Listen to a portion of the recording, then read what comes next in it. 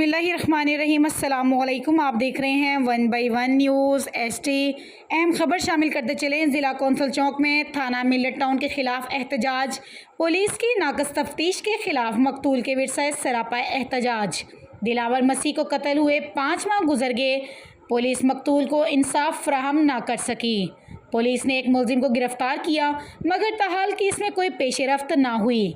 इंसाफ के हसूल के लिए ज़िला कौंसल चौक के ब्लॉक को ब्लॉक किया। पुलिस मुलजिमान से साजबाज करके केस को ख़राब कर रही है। एहतजाज करने वालों का राहगीरों से तल्ख कलामी। मुजाहिरा करने वाला पुलिस की गाड़ी के आगे लेट गया। पंजाब पुलिस के ख़िलाफ़ शदीद नारेबाजी। पुलिस का कोई आला अफसर मुजाहिरीन से मुज़ाकरात के लिए ना पहुँचा।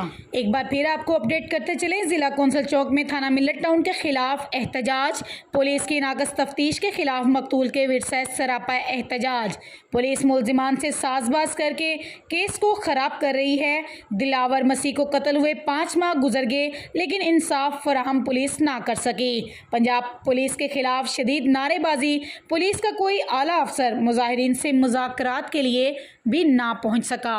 मज़ीद ऐसी खबरों से बाखबर रहने के लिए देखते रहिएगा चैनल 1 बाई 1 न्यूज़ HD।